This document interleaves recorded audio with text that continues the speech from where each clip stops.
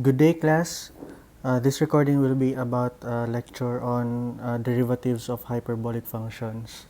So before we proceed with the applications, manin siya ang last na part sa mga types of functions na itakala to sa differential calculus. So we have hyperbolic functions and inverse hyperbolic functions. So ang kaning part 1 will be about hyperbolic functions. And to start with, by inspection, medyo similar ang hyperbolic functions with that of an ordinary trigonometric functions.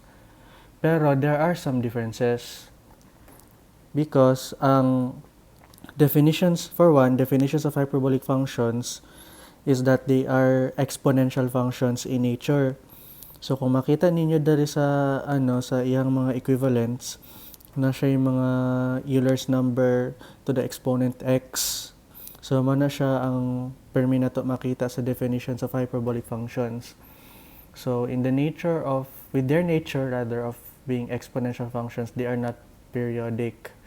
So dili sila periodic unlike trigonometric functions in such a way that trigonometric functions have repeating values after 2 pi radians. So, visita gamay sa unit circle. So, ang unit circle applies to trigonometric functions na kana bitang every 2 pi radians, mabalik-balik ang iyahang value. So sabayan na ta ang unit circle, manin siyang complete cycle. Tapos, after that, another cycle na pod.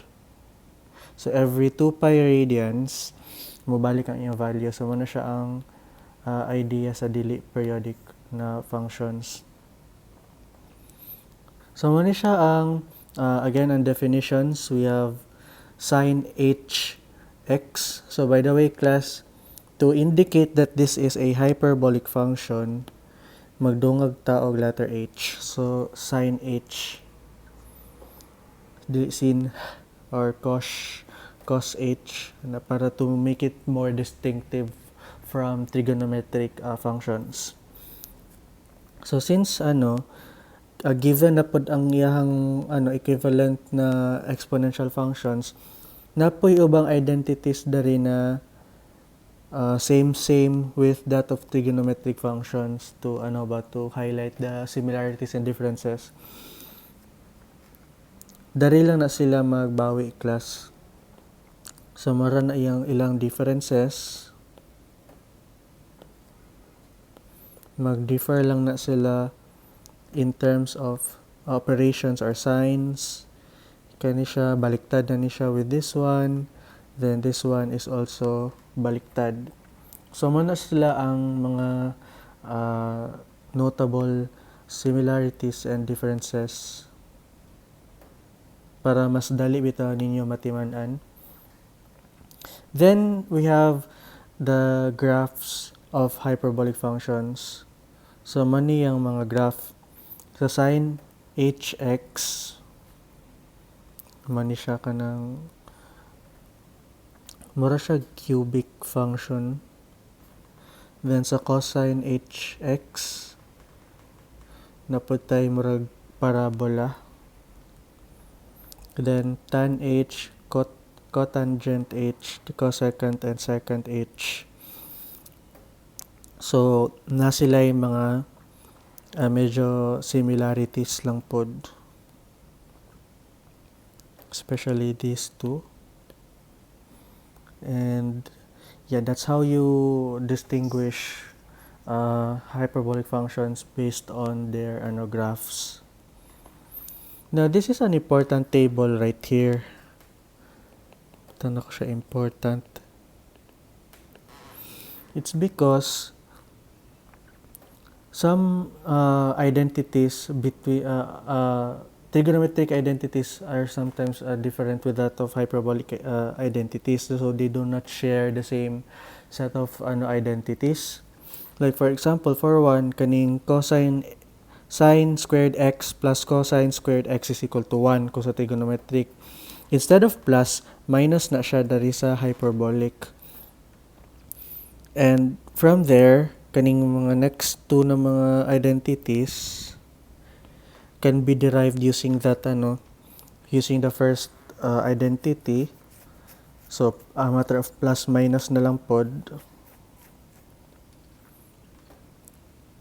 Pero kaning addition property at kanang unsa ba ni double angle or unsa ni siya tawag na identity.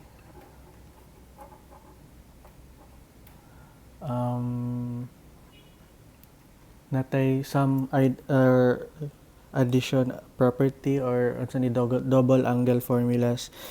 So for this two, they are similar. Practically, they are similar for both hyperbolic and trigonometric functions, as well as for cosine. So that's one less problem except for this one. Na baliktad sila. So kung sa sine, almost very similar, in fact similar jud through and through. Pagabot sa cosine ng mga identities, you have to be careful with the operations or sign. So mala na siya murag mga salient differences between trigonometric functions and hyperbolic functions. Now let's go with derivatives of hyperbolic functions. So kung sa trigonometric functions, ang iyang derivative is almost same except sa kaning mga signages unsa ba kanang operations. So kung sa trigonometric functions ang derivative sa cos is negative sign, dari is positive gyapon. So positive na siya or none at all. And other differences interesting to note is kaning mga signages gyapon. They may be similar or different with that of trigonometric function, so it would be helpful, class, that you create a separate sheet for hyperbolic functions para dili lang nato ma-mistaken. Baka usually diri man gud ta masipyat na abi natog applicable siya with hyperbolic functions, yun pala hindi. So we can avoid that. Tapos in this set of tables, kuan na ni siya kanang mga proof sa giunsa pag-derive ang derivatives sa matag hyperbolic function. So we have sin h, we have cosine h. So gi-derive siya using ang iyang exponential function nga equivalent.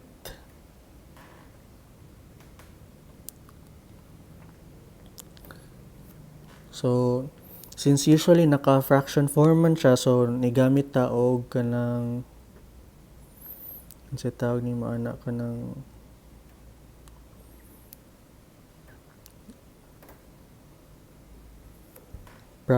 kanang addition property. Kay pwede man nato ni magawas ning 1/2, so therefore natay coefficient to 1/2. So kanina lang numerator ang atong i-derive. So naiuban naka-plus, naiuban pod naka-minus. So from there dali lang siya subayon, class, because kanang nakalatag na tanan.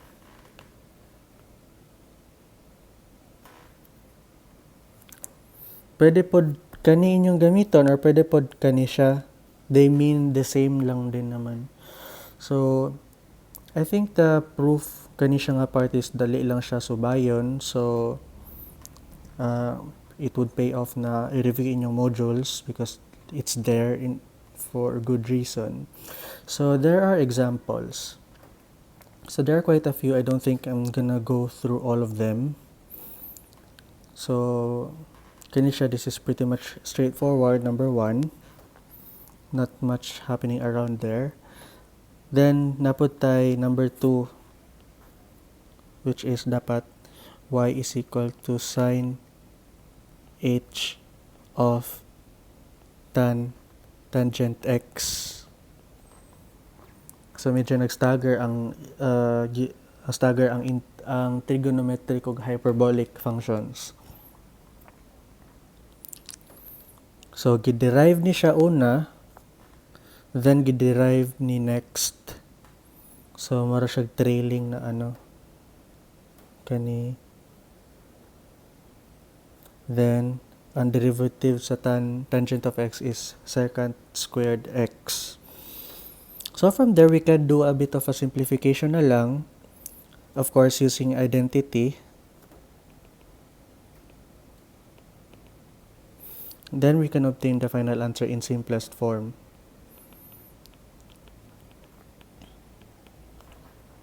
So, muna siya class. Also, sa third and fourth examples, not really much going on. Medyo straightforward lang siya.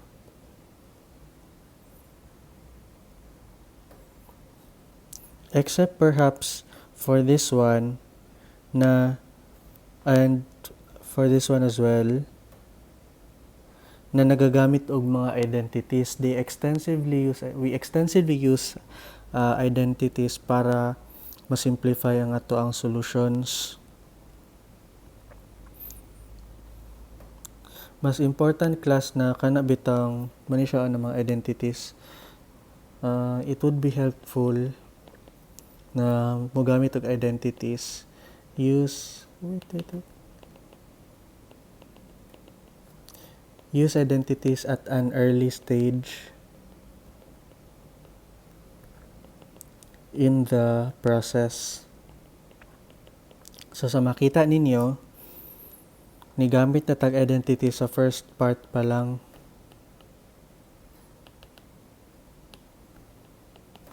Para mas mapadali bitaw ang ato ang solution process.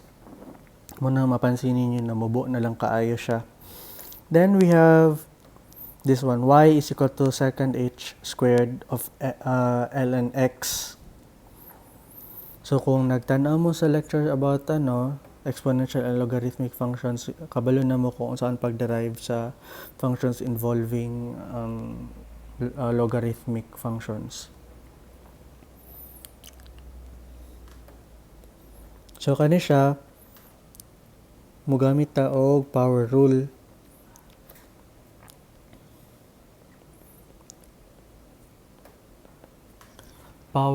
Tapos ko sa logarithmic pod natay ginatawag na natural logarithm rule.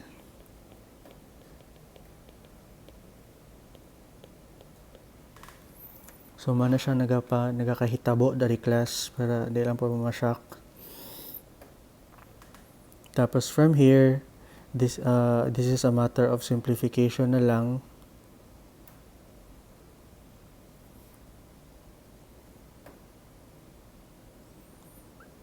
Una kay power rule man ni siya, so gisimplify na pud nato ni siya, so man ni siya nahitabo dari. Tapos ang next na giderive is mo na pud ni siya, so kuha na lang na series of derivations or kanang trailing derivations mo na siya ang ginabuhat nato sa power rule. So from there, this is just a matter of simplification na lang pod, so we obtain the final answer if we feel na as though na kanang wala na a further simplification na mabuhat. Then number 6, we have y is equal to ln of tan h2x. So mani siya naka-interesting class kay sa ato ang approach sa differential calculus, i-combine dyan na to ng mga different functions, different forms of the functions para mas mahanas ta sa mga rules involving the differentiation of those functions. So for this one, naatay both hyperbolic and logarithmic functions. So ang una gibuhat dari is ang natural logarithm rule. Next is katong derivative sa hyperbolic.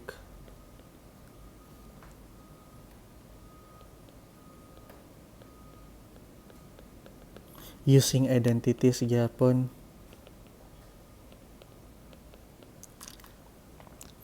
So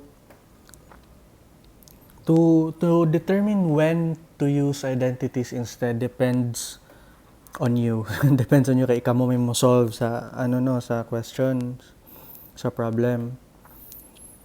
So na yung mga identity natay times na mo gamit tag identities para mas makakita tag opportunity na ma-cancel out ang factors. So or ma-simplify parehas ani.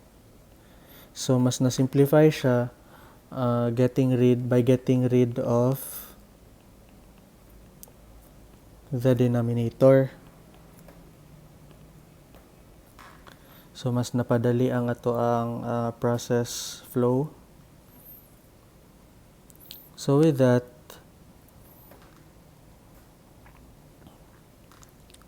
mas nakakita tag opportunity to cancel out. Then gikan dere we can simplify. This is kanang double angle identity, which is or half angle identity na siya.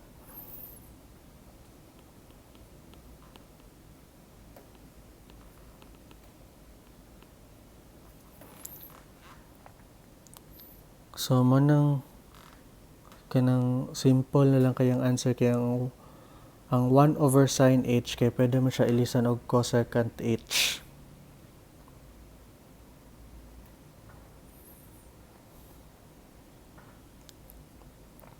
So we have number 7.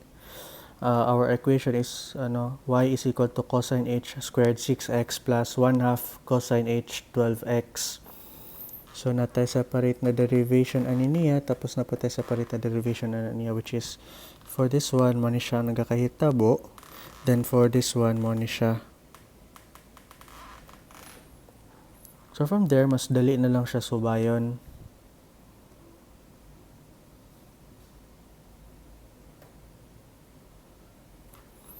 Pero ang kani igamitan siya half angle identity na pwede mo na result into that. So nigamit nakakita tag opportunity for na i-simplify siya using half angle identity para similar sila terms. Nakaroon na similar na sila, mas dali na lang siya i-add. So nanatay 12 sin h 2x. So kani number 8. Find the critical numbers of y is equal to parenthesis x minus 1 cosine hx minus sin hx. So what do we mean by critical numbers? We mean kanang ang derivative niya is equated to 0 or kumbaga ang maximum minimum numbers. So man na siya ang gina-term ani as critical numbers.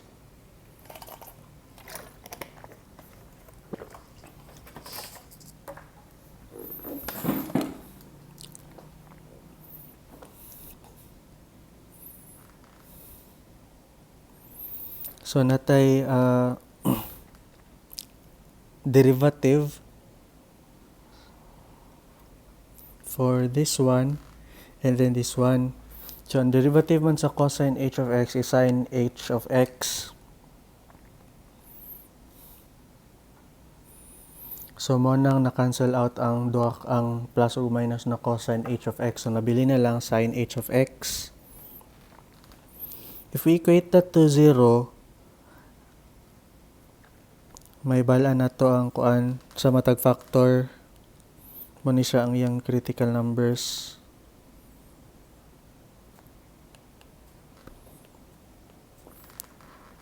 So equate na to ni siya both with 0.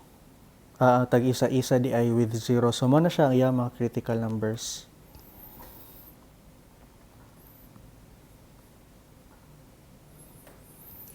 Then kani siya power application. So ang hyperbolic functions are notorious for applications involving kanabitang catenary na graph or shape. So kanang catenary mo na siya kanabitang hyperbolic na shape na ma-form ma-form between two towers of an electrical wire or kana bitaw nagsag nga wire. So mo na siya specifically ang example kani sa number 2. So power cables are suspended between two towers forming the catenary. So if these are the two towers, mo ni siya ang cable. Tapos ang equation daw niya is mo ni siya ang equation ani nga curve. And the distance between the two towers is 2b. Find the slope of the catenary at the point where the cable meets the right-hand tower at point B, A, cos B over A.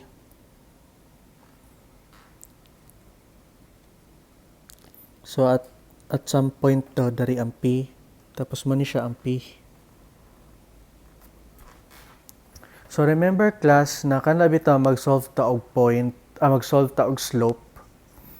Kailangan na to og equation, of course equation sa curve.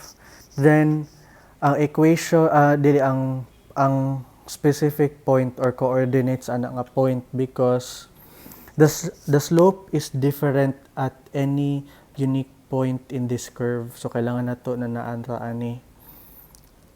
So ang una na to buhaton is i-derive na to si curve. So mo na siya nahitabo dari. Then saka na to i-substitute si point. So nanatay sin h b over a.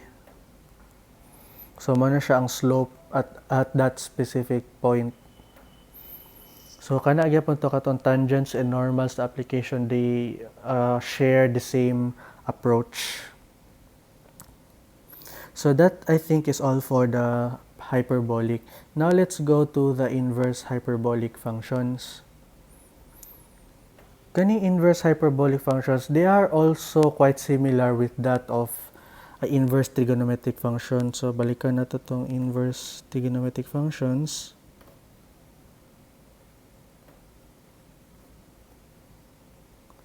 So they look almost the same. Only that you need to be careful sa kaning mga sign bitaw. Kung positive bagyapon or negative bagyapon. So it is just a matter of mga signs na lang or operations kung plus or minus.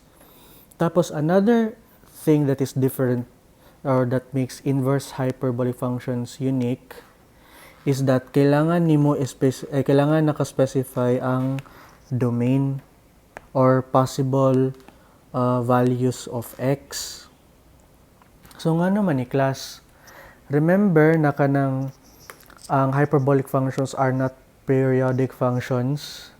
So dili nagakabalik-balik ang iyang value. So only at a specific range of x would the equation be true or would the equation exist ba?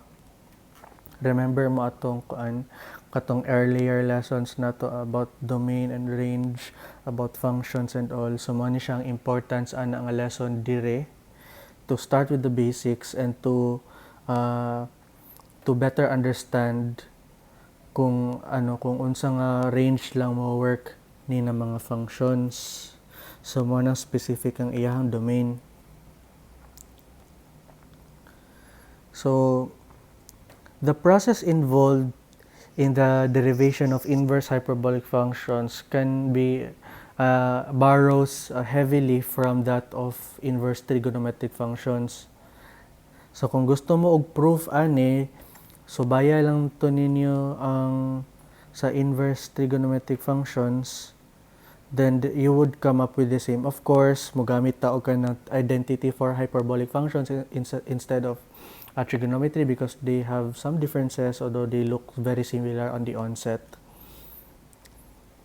But for differentiation techniques involving algebra, involving the aspect of algebra, same na sila diha. So at least kanang we tackle the similarities and differences ba. So we have a few examples here. They are pretty much straightforward. In fact, lima lang sila ka examples. So example 1 is find the derivative of arc sine h for x. So mana siya itong equation ato ang curve. So ano lang siya, diretso lang siya og substitute because this is pretty much straightforward. Tapos ang end result nimo is wala na kay mga inverse hyperbolic function na identities dari, wala na kay makita ng mga sin h, cos h and things like that. Kay mo man na jud siya ang tumong sa kuan, man na siya ang ato makita sa inverse hyperbolic ug trigonometric functions.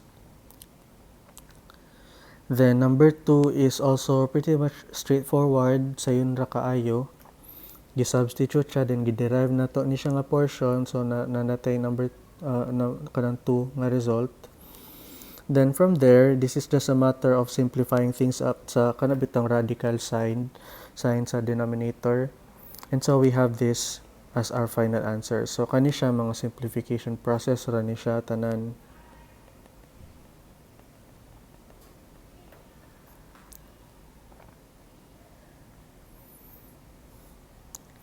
Tapos number 3, ang equation na to is y is equal to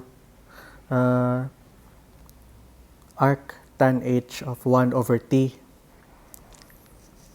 So kana siya diretso substitute lang pod siya using this